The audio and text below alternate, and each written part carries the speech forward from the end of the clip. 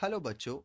So the question says, in the chordate phylogenetic tree below, fill in the shared derived character that define each clade. All right. So the key concept of this video is, if we were to write key concept, it will be phylogeny.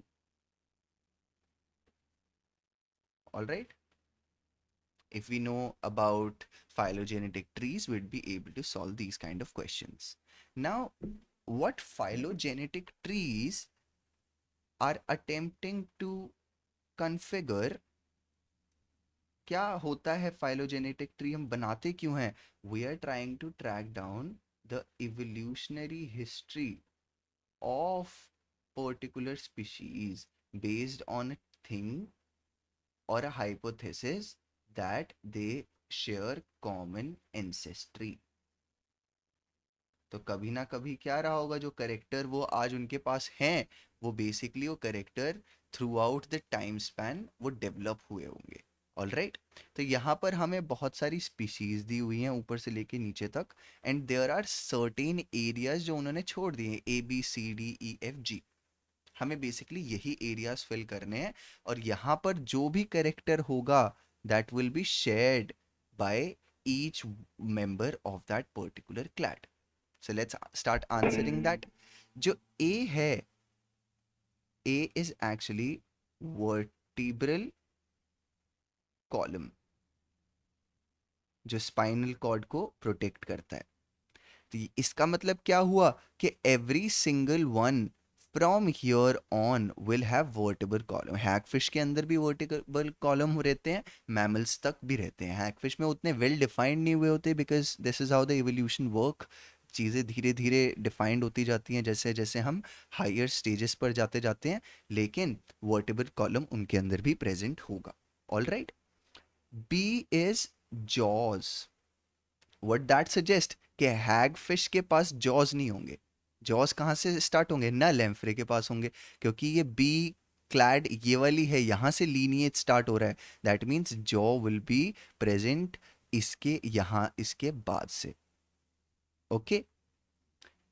C is lungs.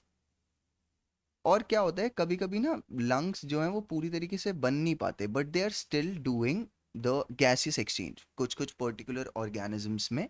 तो हम उन्हें क्या बोलते रहते हैं? Lungs derivatives. That means they are not lungs yet like full blown lungs, लेकिन वो फिर भी गैसियस एक्सचेंज कर पा रहे हैं. So there is an organ present जो कि गैसियस एक्सचेंज में हेल्प कर पा रहा है इस पर्टिकुलर ऑर्गेनिज्म को. D is lobbed fins. What that suggest कि देखना यहाँ पर हम डी पे बोल रहे हैं लॉब्ड फिन्स. इसका मतलब क्या होगा कि शार्क के पास और रेस के पास लॉब्ड फिन्स नहीं होंगे, और रे फिन फिशेस के पास भी लॉब्ड फिन्स नहीं होंगे. लॉब्ड फिन्स की शुरुआत ही कहाँ से हो रही है? यहाँ से हो रही है. All right.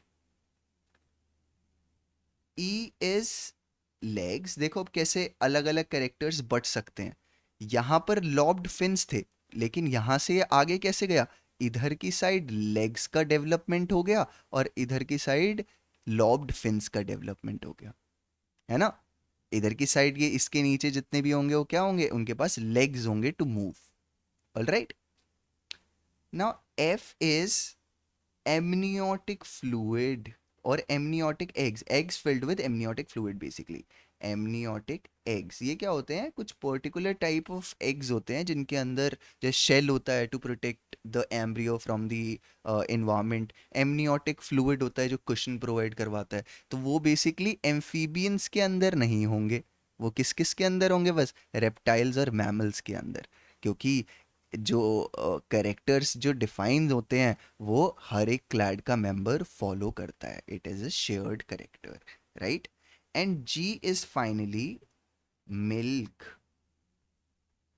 और मिल्क पर ही तो मैमल्स तो पूरे डिफाइंड ही मिल्क पर हुए हैं, because they have mammary glands, right? तो ये जी क्या हो गया? इनकी क्लासिफिकेशन कैसे हो गई? मिल्क के बेसिस पर. That means every member of mammal will produce certain form of milk. All right. So this was the question. I hope you understood the question. Thank you.